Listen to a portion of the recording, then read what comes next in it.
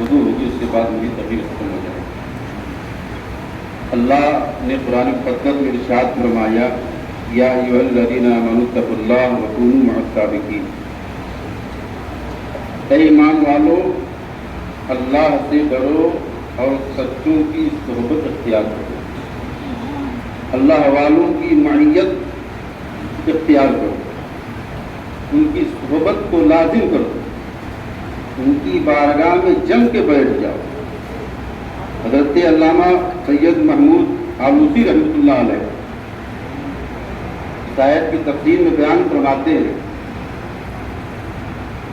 کہ وکونوا مع الصادقین، اے ایمان والو اللہ سے ڈرو اور سچوں کی معیت اختیار کرو۔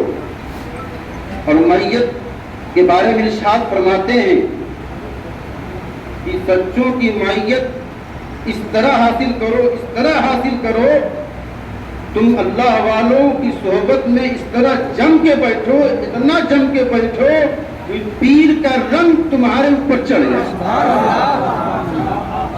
غلام اپنے آقا کے رنگ میں ایسا رنگ جائے، ایسا رنگ جائے، جیسی پیر کی صورت ہے ویسی صورت ہو جائے، جیسا لباس پیر کا ہے ویسا لباس ہو جائے، جیسی زلف میرے آقا کی ہے پیر کی ہے ویسی زلف ہو جائے۔ جب غلام کسی علاقے سے، کسی دیار سے، کسی شہر سے گزرے تو یہ دنیا والے دیکھیں تو کہنے پہ مجبور ہو جائیں یہ دیکھو یہ غلام حضور شیخ العالم جا رہا ہے۔ پیر کے رنگ میں اس طرح رنگنا چاہیے۔ حضرت علامہ آلوسی کون ہیں؟ یہ وہ علماء ہیں جنہوں نے دین میں دین و سنیت کا بہت بڑا کام کیا ہے۔ علامہ خالد کردی رحمۃ اللہ علیہ کی بارگاہ پہ فیض یافتہ ہیں، حضرت علامہ آلوسی ہیں۔ آپ دیکھیں نظر اٹھا کے بڑے بڑے مجددی اور نقشبندی حضرات علماء ملیں گے جنہوں نے دین و سنیت کا بہت بڑا کام کیا ہے۔ وہ ارشاد فرماتے ہیں کہ اللہ والوں کی بارگاہ میں اتنا جم کے بیٹھو، اتنا جم کے بیٹھو کہ میت تامہ حاصل ہو جائے، کامل میت حاصل ہو جائے، ایسی میت حاصل ہو جائے جس طرح سرکار ابو بکر صدیق پر آقا دو جہاں کا رنگ چڑھا ہوا تھا۔ جب ہجرت کی رات تھی، جب غار ثور میں تین رات اور 3 دن گزارنے کے بعد جب آقا اپنی صحبت میں، اپنی معیت میں ابو بکر صدیق کو جب مدینہ لے کے چلے ہیں تو مدینہ والوں نے دیکھا ہے ابو بکر صدیق کو، تو انہوں نے یہ سوچا ہے یہ ابو بکر کو دیکھ کر مدینہ والے یہ سوچنے لگے یہ اللہ کے نبی آ رہے ہیں، ایسا رنگ چڑھا ہے، پیر نے ایسا رنگ چڑھایا ہے، مرید کو لوگ دیکھ رہے ہیں کہ میرا آقا آ رہا ہے۔ ایسا رنگ ہونا چاہیے۔ تب حضرت ابو بکر صدیق نے سوچا، دیکھا کہ یہ تو ہمیں اپنا نبی مان رہے ہیں، تو حضرت ابو بکر صدیق نے کیا کہا، کیا کیا؟ اپنی چادر سرکار پہ تان دی، اپنی چادر سرکار کے اوپر تان دی۔ دنیا دیکھے جو خدمت کر رہا ہے وہ غلام ہے، جس کی خدمت ہو رہی ہے وہ آقا ہے۔ مرید پر اگر رنگ پیر کا چڑھ جائے تو تکبر میں نہ آئے، غرور میں نہ آئے، اگر کمال آ جائے تو تکبر نہ کرے، یہ دیکھے، یہ دنیا والوں کو بتائے جو کچھ مجھے ملا ہے میرے پیر سے۔ نعرہ تکبیر، نعرہ تکبیر، نعرہ رسالہ، نعرہ رسالہ، حضور شیخ العالم، حضور شیخ العالم، شہزادہ شیخ العالم، شہزادہ شیخ العالم، نعرہ تکبیر، نعرہ رسالہ۔ اس کا رنگ چڑھنا چاہیے، واہ واہ واہ، مرید کو دیکھا جائے تو پیر یاد آ جائے، بے شک بے شک مرید کو دیکھا جائے پیر یاد آ جائے۔ بے شک۔ حضور شیخ العالم داماد الہ النورانی کی صحبت سبحان اللہ بہت بااثر صحبت، ان اللہ والوں کی بارگاہ میں بہت ملتا ہے، ان کی بارگاہوں میں آنا چاہیے، ان کی ڈانٹ پھٹکار بھی سننا چاہیے، اسے اپنے لیے نعمت سمجھو، اسے اپنے لیے رحمت سمجھو۔ ان کی صحبت میں حضرت عبید اللہ خواجہ عبید اللہ حرار ارشاد فرماتے ہیں، اے دنیا والو जब तुम दुनिया में सबसे अजीम तरीन चीज अल्लाह से मांगो तो अल्लाह वालों की सोहबत को मांगो। दुनिया में सबसे बड़ी सबसे अजीम तरीन अगर नेमत है अल्लाह वालों की सोहबत। अल्लाह वालों की सोहबत से बढ़कर कोई नेमत नहीं। ये नेमत मिल गई तो सब मिल गया, ये मिल गए तो सब मिल गया, ये मिल गए तो आका मिल गए, ये मिल गए तो खुदा मिल गया। ये राजी रहे इन अल्लाह वालों की बारगाह में जब भी बैठो। अब बैठने का अंदाज भी सीखो, अदब भी सीखो। सोहबत का असर बहुत होता है। हजरत आकाए दो जहां सल्लल्लाहु अलैहि वसल्लम ने हजरत मुसाब बिन उमैर को जब अपनी बारगाह से तरबियत दे के उन्हें मदीना भेजा, हिजरत से पहले हालात साजगार हो जाए। हजरत मुसाब बिन उमैर रज़ी अल्लाह तआला अन्हु जब मदीना पहुंचे, आपका हल्के असर इतना बढ़ा कि जौक दर जौक मदीना वाले आपकी बारगाह में पहुंचने लगे। साथ ही मुआज को बड़ा बुरा लगा कि मैं तो यहाँ का सरदार हूँ, अब पूरा मजमा तो वही इकट्ठा होता है कि कौन दीवाना आ गया है कि पूरा शहर उनकी बारगाह में पहुंच रहा है। अपने भाई को भेजा हजरत उसैद बिन हुज़ैर को कि देखो क्या बात है, ये मजमा क्यों वहां भाग रहा है, ये लोग क्यों खींचे जा रहे हैं, क्यों भागे जा रहे हैं। हजरत उसैद बिन हुज़ैर रज़ी अल्लाह तआला अन्हु जब हजरत मुसाब बिन उमैर की बारगाह में पहुंचे हैं, जब चेहरे पे निगाह पड़ी है सब भूल गए हैं, सोहबत का इतना असर पड़ा है, कहा है हुजूर कलमा पढ़ाइए, मुसलमान कर दीजिए। जब भूल गए वापस अपने चचाजाद भाई के पास, तो साद बिन मुआज ने कहा, कह रहे हैं वो, ऐ उसैद बिन हुज़ैर, जो चेहरा लेके गए थे वो चेहरा लेके आ नहीं रहे हो, चेहरा बदल गया है, इनकलाब पैदा हो गया है। अरे इनकलाब क्यों ना पैदा हो, जो अल्लाह वालों की बारगाह में जाता है उसका बातिन भी संवर जाता है, उसका ज़ाहिर भी संवर जाता है। तो कहते हो बातिन संवरना, बातिन भी संवरता है, उसका ज़ाहिर भी संवर जाता है। ये अल्लाह वालों की बारगाह का फैज़, इसीलिए इनकी बारगाह में आना चाहिए, इनसे फैज़ हासिल करना चाहिए। लेकिन अंदाज कैसा होना चाहिए, अदब सीखना चाहिए, इससे फैज़ लेना चाहिए। आका तो जहां सरवर कौनैन सल्लल्लाहु अलैहि वसल्लम जुमे का खुतबा इरशाद फरमा रहे हैं, भीड़ लगी हुई है मस्जिद में, पूरी जगह भर गई है। एक साहबी रसूल खड़े थे, मेरे आका ने इरशाद फरमाया बैठ जाओ, मेरे आका ने इरशाद फरमाया बैठ जाओ। वो सहाबी रसूल बैठ गए। एक सहाबी रसूल ने कहा मैं घर से चला था, मेरे आका की आवाज आई बैठ जाओ, मैं वहीं बैठ गया। सुभान अल्लाह। एक सहाबी रसूल ने कहा मैं गली में था, अभी मैं मस्जिद पहुंचने वाला था, गली में चल रहा था, आवाज आई मेरे आका की बैठ जाओ, वहीं बैठ गया। हजरत अनस कहते हैं मैं जहां चप्पलें उतारी जा रही थी मैं वहां खड़ा था, आवाज आई आका की बैठ जाओ, मैं वहीं बैठ गया। यह है पीर का अदब। इस तरह पीर का अदब करना चाहिए। मेरे आका ने जब जुमे की नमाज पढ़ाई, उसके बाद फारिग हुए, इरशाद फरमाया फला कहाँ है, फला कहाँ है, फला कहाँ है। जब हजरत अनस बिन मालिक का नाम दिया गया तो हुजूर मैं वहीं मस्जिद की दहलीज पे बैठ गया, वहीं नमाज पढ़ रही। अंदर क्यों नहीं आए? हुजूर आपने कहा था बैठ जाओ, हुजूर आपने कहा था बैठ जाओ। मैंने जैसे ही सुना कि मेरे आका ने कहा है बैठ जाओ, मैं वहीं बैठ गया। सुभान अल्लाह।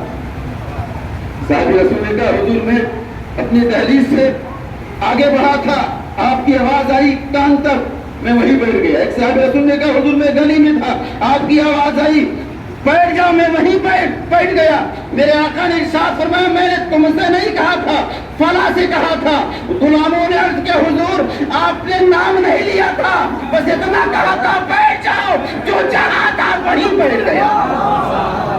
ये है पीरी मुरीद, ये है पीरी मुरीद। अगर हुजूर का मिजाज समझना चाहिए। हजरत गालिबन 12 سے 15 دن ابھی ایک ہفتہ پہلے حضرت سے بات ہوئی فون میں، کہا مجھے جگہ جگہ کی نسیں چڑھ جائیں. حضرت بار بار منع فرما رہے ہیں مسافہ کم کرتے ہیں. یہ عادت کیا ہے کہ مسافہ کرتے ہیں وہ ہاتھ اٹھا کے سر پہ رکھتے ہیں. بہت نہیں ہے، کمزور ہے. مزاج شناخت ہونا چاہیے.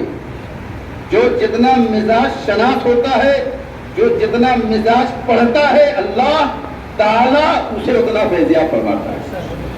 صرف عمل کرنے سے، صرف زیادہ دکھانے سے فیضیاب نہیں ہوتا بندہ. اللہ کے نبی نے ارشاد فرمایا میری امت میں 40 ابدال ہوں گے. صحابہ کرام کے حضور وہ 40 ابدال کیسے ہوں گے، کس بنیاد پہ ہوں گے؟ ان کا تقویٰ بہت اعلیٰ ہوگا، ان کی نمازیں بہت ہوں گی، وہ بہت بڑے بڑے مجاہدات کیے ہوں گے. میرے آقا نے ارشاد فرمایا نہیں، اپنی کثرت نماز، کثرت مجاہدات کی بنیاد پر وہ ابدال نہیں چنے جائیں گے.